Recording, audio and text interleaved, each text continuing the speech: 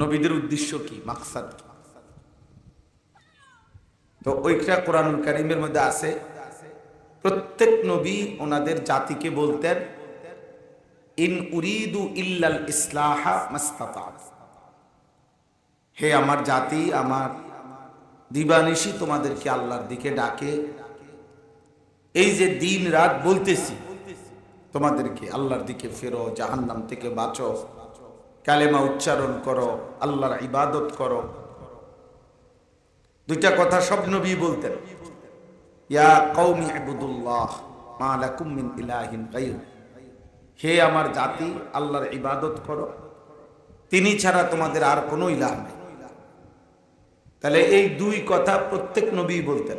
কোরআন শরীফে প্রত্যেক নবীর বেলায় এই কথাটা আছে, আল্লাহর ইবাদত করো, রবের গোলামি করো, এবং লা ইলাহা ইল্লাল্লাহ এই কথা মেনে নাও, তিনি ছাড়া আর কোনো ইলাহ নেই। তাহলে এটা ওনারা কেন বলতেন? আল্লাহর দিকে কেন ডাকতেন? আল্লাহর ইবাদত করতে কেন বলতেন? তো আল্লাহ তাআলা বলেন, নবীগণ বলতেন, হে আমার জাতি, এই দিবানিশি তোমাদেরকে আল্লাহর দিকে ডাকা, এর একটাই উদ্দেশ্য, ইল্লাল ইসলাহ, ইসলাহ তোমাদের সংশোধন। এই যে ইসলাহি মজলিস, ইসলাহ সংশোধন, মাকসাদ তোমাদের জিন্দেগি পরিবর্তন, জীবনের পরিবর্তন। তাহলে জীবনের পরিবর্তনটা কি? মানুষের মধ্যে আল্লাহ তাআলা ভেতরে যে একটা চাহিদা, ইখতিয়ার, ইচ্ছা শক্তি দিয়েছেন, যে শক্তির বলে, মানসিকতার কারণে আমরা এই দুনিয়ার সবকিছু করতেছি। এই ইচ্ছা শক্তিটা স্বাভাবিকভাবে মানসিকতা হলো গুনার দিকে নিয়ে যায়, আল্লাহর নাফরমানির দিকে নিতে চায়। তার বিপরীতে নবীগণের বাণী, আল্লাহর কালামের কথা, ওয়াহির দিক নির্দেশনা মানুষকে আল্লাহর দিকে ফিরায় রাখতে চায়। তাইলে যদি কেউ ওয়াহির থেকে, আল্লাহর কালাম থেকে, আল্লাহর নবীদের থেকে সম্পর্ক বিচ্ছিন্ন করে, তাহলে অন্য যাই ইচ্ছে ধরবে, গ্রহণ করবে, সবকিছুই তাকে গুনার দিকে নিয়ে যাবে, আল্লাহর নাফরমানির দিকে নিয়ে যাবে। আর তার বিপরীতে নবীগণের চেষ্টা হলো তাদের নিজ চলে, নিজের মতো করে চলে যে জীবন, এই জীবন সংশোধন করে আল্লাহর সাথে জুড়ে দাও, আখিরাতের সাথে জুড়ে দাও। এটাই আল্লাহর কালামের মাকসাদ, আল্লাহর নবীর মাকসাদ, নবীর মাকসাদ এই সংশোধন ঠিক করে দাও। কোরআনুল কারীমের মধ্যে আছে, ইন্নান নাফসা লাআম্মারাতুম বিসসু, প্রত্যেক মানুষের এই ভেতরের চাহিদাটা, নফস চাহিদা, আমরা যে বলি এটা আমার মন চাচ্ছে, এটা আমার ইচ্ছা, এটা আমার পরিকল্পনা, এটা আমার আকাঙ্ক্ষা, এটা আমার আশা, এই যে এই চাহিদা, এইটা আল্লাহ তাআলা বলেন নফসের চাহিদাই হলো সে প্রচন্ড ভাবে গুনাহ করতে প্রেসার দেয়। আম্মারাতুন, বারবার বলে, ভীষণ ভাবে বলে। এর বিপরীতে নবীদের বক্তব্য, আল্লাহর কালামের কথা, আল্লাহর দিকে ফিরে, গুনাহ থেকে বাঁচা। তাহলে এই সোজা কথা হলো, প্রথম সংক্ষেপ, ইসলাম মানে হলো আমরা যদি চাই প্রত্যেকে নিজের মতো চলতে, এটা ঠিক না। তার বিপরীতে নিজের মতো যা মন চায়, তার বিপরীতে এই সব নিজের চাহিদাকে সংশোধন করে আল্লাহর হুকুম অনুপাতে জীবন পরিচালনা করার জন্য যে পরিমাণ দিক নির্দেশনা দরকার, সেটা দুইটা। একটা হলো এই নবীদের বাণী, আল্লাহর কালামের বাণী, এটাকে গ্রহণ করা, বুঝে নেওয়া, চেষ্টা করা, এই পথে থাকতে চাওয়া। এর জন্য যত উৎসাহ দরকার, প্রেরণা দরকার, বুঝানো দরকার, এটার আয়োজন যেখানে হয় সেটাই ইসলাহি মজলিস। মানে যেখানে কিছু মানুষ বসে একসাথে হয় আর কি, এই ইসলাহি। তাহলে সংশোধনের মজলিস, ইসলাহ মানে সংশোধন করা, পরিবর্তনের মজলিস, নিজেকে শুধরানোর মজলিস। আমাকে দেখার বিষয় হলো আমার চুল থেকে পায়ের নখ সব ঠিক আছে কিনা, আল্লাহর মর্জি মতো কিনা, আমার ভিতরে যত চাহিদা ঠিক আছে কিনা, আমার ঘর সংসার পরিবার 24 ঘন্টার আমার যত আয়োজন, একবারে পেশাব পায়খানা, অজু গোসল, স্বামী স্ত্রীর মিলন, একাকিত্ব প্রকাশ্য, ঘর বাজার ব্যবসা, দেশ জাতি রাষ্ট্র রাজনীতি, সব কিছু আমরা অনেক সময় ভাগ করে ফেলি। ও মনে করে 2-4টা রাজনীতির কথা বললে অথবা 2-4টা হুঙ্কার দিলে, 2-4 জনের অদৃশ্য কাউকে ধমক দিলে কতক্ষণ পুরো এলামু সিরালামু কইলে হ্যাঁ না গরব হুজুরে হক কথা কইছে। কিন্তু অথচ হক কথা তো হইলো পুরা জিন্দেগি, ওইটাও এটাও। এই অজুটা সহি করা এটাও তো হক কথা, নামাজটা সুন্দর করা এটাও তো হক কথা, প্রতিবেশীর হক আদায় করা এটাও তো হক কথা, ওজনে কম না দেওয়া এটাও তো হক কথা, মানুষকে হালাল উপার্জনের প্রতি উৎসাহিত করা এটাও তো হক কথা, প্রত্যেকের অধিকার বুঝায় দেওয়া এটাও তো হক কথা। যাই হোক, তাহলে আমার বলার উদ্দেশ্য হলো পুরো জিন্দেগি সংশোধন, জীবনের সব কিছু এক বিন্দু। রাসূলুল্লাহ সাল্লাল্লাহু আলাইহি ওয়াসাল্লাম অনেক গ্লাস নাই, মানে নবী সাল্লাল্লাহু আলাইহি সাল্লাম পানি যখন পান করতেন তো 3 ঢোক 3 নিঃশ্বাসে পান করতেন, মানে এক নিঃশ্বাসে না, একবারে পানি খাইতেন না, কমপক্ষে 3টা নিঃশ্বাস নিতেন, 3 ঢোক। তো প্রত্যেক নিঃশ্বাস গ্লাসের বাইরে ফেলতেন, গ্লাসের ভিতরে নিঃশ্বাস ফেলতেন না। তাহলে আপনি বলেন তো, সাহাবায়ে কেরাম এটা বর্ণনাও করছেন, আমলও করছেন, আমাদের জন্য এটা বর্ণনা শিখাইছেন, তাহলে এটা কি হক কথা না? এটা দ্বীন না? উম্মতের নিঃশ্বাসটা কেমনে পড়বে, 3টা না 4টা, এবং নিঃশ্বাসটা কি গ্লাসের ভিতরে না বাইরে? রাসূলুল্লাহ সাল্লাল্লাহু আলাইহি সাল্লাম থেকে সাহাবায়ে কেরাম এটাও শিখছেন। লা ইয়াতানাফাসু ফিল ইনা, তিনি পাত্রে নিঃশ্বাস ফেলতেন না, সাহাবায়ে কেরাম এটা বর্ণনা করছে। বোঝা গেল উম্মতের এটাও শেখার বিষয়। মানে পানি পাই আপনি পুরাটা খাইয়ে লাইলেন। অনেক মানুষ প্রচন্ড তৃষ্ণার কারণে এমনি যে জগটা ধরছে যে এতক্ষণ যাইতেই আছে, কোনো খবর নেই, 2-4-5 মিনিট ভিতরে শুধু নিচ্ছে, এরপরে মাথা সোজা করছে না, এটা না, এটা সুন্নত তরিকা না। রাসূলুল্লাহ সাল্লাল্লাহু আলাইহি সাল্লাম যখন রাত্রিবেলা ঘুম থেকে উঠতেন তো তখন যখন ওযু শুরু করতেন, পাত্রের থেকে পানি নিতেন বা যেখান থেকে বালতি থেকে যেটার থেকে পানি নিতেন, আগে প্রথমত আলাদা পানি ঢাইলা তো কমপক্ষে 3 বার কবজি পর্যন্ত উভয় হাত ধুত করতেন, এরপরে ওযু শুরু করতেন। মানে এটা ওযুর অংশ না, ওযুর বাহিরে। রাসূলুল্লাহ সাল্লাল্লাহু আলাইহি ওয়াসাল্লাম বলছেন যে তোমরা ইযাস্তাইখাযা আহাদুকুম মিন মানামিহি ফালা ইয়াগমিসান্না ইয়াদাহু ফিল ইনা হাত্তা ইয়াগসিলাহা সালাত। এই যে এটা নবী শিখাইছে যে যখন তোমাদের কেউ ঘুম থেকে জাগে সে তখনই ডাইরেক্ট ওযুর পানি বালতির পানি এটার মধ্যে পুরো হাত চুবাই দিও না, বরং আগে আলাদা করে 3 বার হাত ধৌত করো, এরপরে ওখান থেকে পানি নিয়ে পুরো ওযু করো। কেন?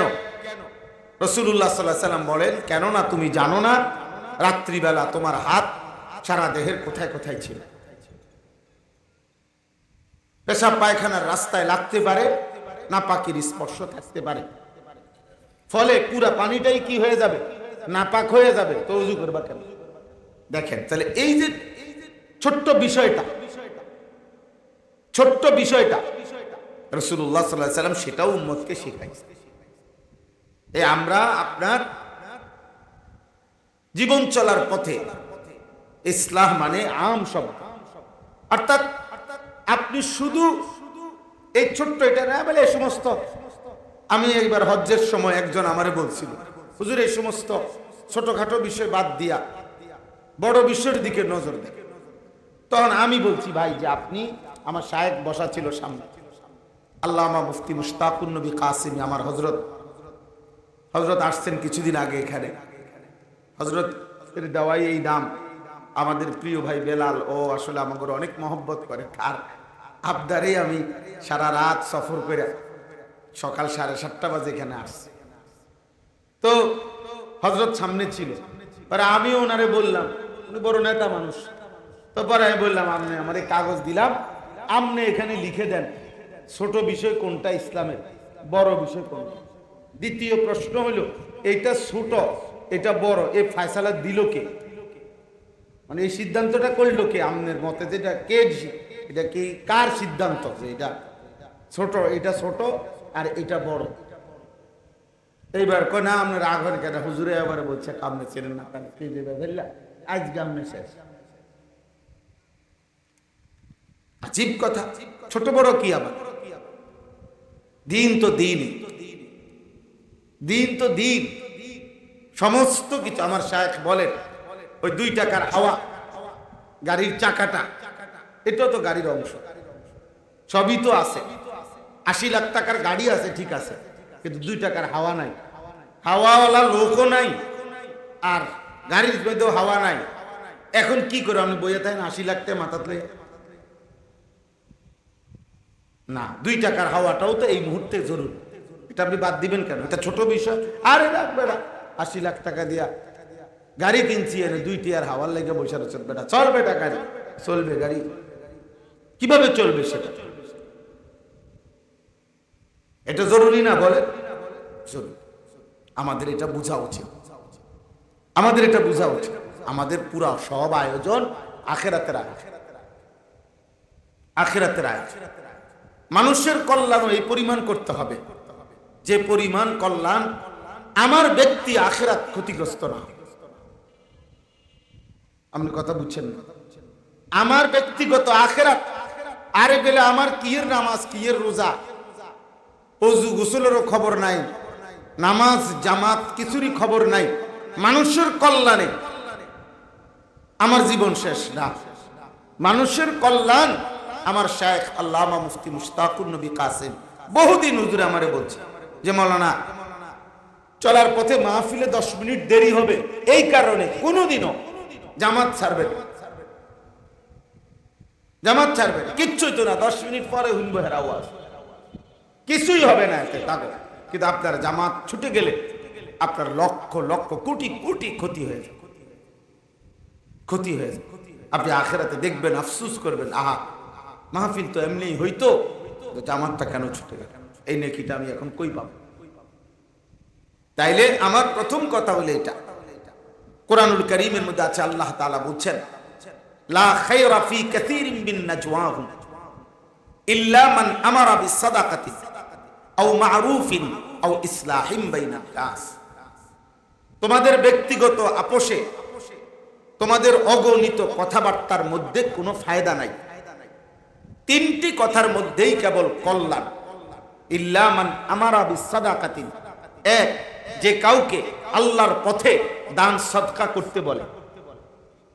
2, আও মা'রুফিন, যে কাউকে যে কোনো নেক কাজের কথা বলে। 3, আও ইসলাহিম বাইনান নাস, যে মানুষের মাঝে সংশোধন করে। কি করে? ইসলাহ, সংশোধন। আল্লাহ বলেন এই 3 কথায়, 3 কাজে তোমাদের কল্যাণ আছে, খায়ের, খায়ের আছে, কল্যাণ। ওমান ইয়াফআল যালিকা ইবতিগাআ মারদাতিল্লাহ ফাসাউফা নুতিহি আজরান আযীমা।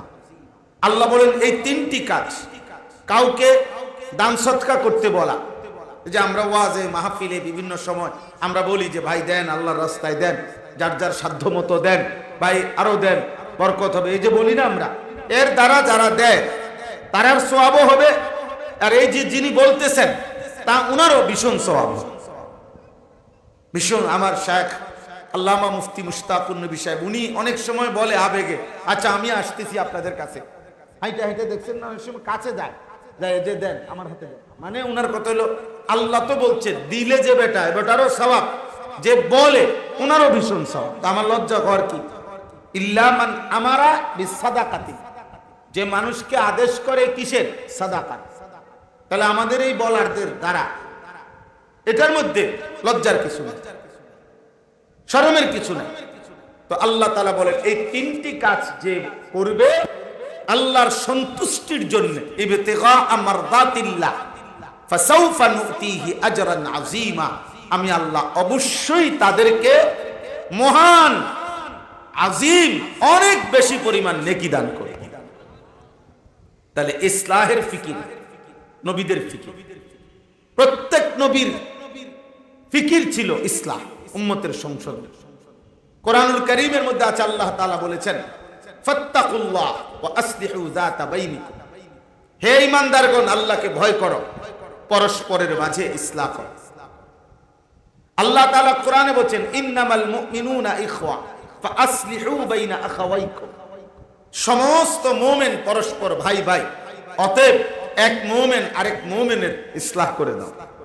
আল মুমিনু মিরআতুল মুমিন, নবী সাল্লাল্লাহু আলাইহি সাল্লাম বলেন এক মুমিন আরেক মুমিনের আয়না, আয়নায় যেমন নিজের দাগ ত্রুটি দেখা যায়, এক মুমিনের কল্যাণ কামিতা এটা যে সে অপরের দিকে তাকায় এই বলবে ভাই আপনি এভাবে চললে ভালো হয়, ওইভাবে চললে ভালো হয়, এটা করলে ভালো ভাই, এটা ছেড়ে দিলে ভালো। এই যে আমি কল্যাণ কামিতা, আমি আপনার ভালো চাচ্ছি, আমি আপনার কল্যাণ চাচ্ছি, এই ইসলাম। এটা ঈমানের দাবি, ভ্রাতৃত্বের দাবি, ভ্রাতৃত্বের দাবি সংশোধন, ভ্রাতৃত্বের দাবি বন্ধুত্বের দাবি, আখিরাত, আখিরাতের ফিকির, পরকালের জন্য একে আরেকজনকে টেনে নেওয়া। কমপক্ষে ঈমানদার মুসলমান হিসাবে প্রত্যেকের জিম্মাদারি এটা, আসলে দুনিয়ার দিকে না টানা, জাহান্নামের দিকে না টানা। তিন জিনিস মনে রাখবেন প্রত্যেকে: এক, নিজে গুনাহ না করা; দুই, কারো গুনার সঙ্গী না হওয়া; তিন, আমার উপরে নির্ভর করে যেন কেউ গুনাহ না করে, আমি যেন এমন নির্ভরশীল, নির্ভরকারী না হই। মানে আমি আসি দেখে গুনাহ করে, আমি নেতা, আমি তার আস্থা, যে আমি থাকতে কিছু হতো না তার, বা আমি তাকে বলছি যাও ও ভাই আল্লাহ আমি আসি। এই তিন জিনিস না হওয়া: পাপী না হওয়া, পাপীর সঙ্গী না হওয়া, এবং আমার উপরে ভরসা করে যেন কেউ, নির্ভর করে যেন কেউ কি না করে, গুনাহ না, পাপ না। কারণ কি?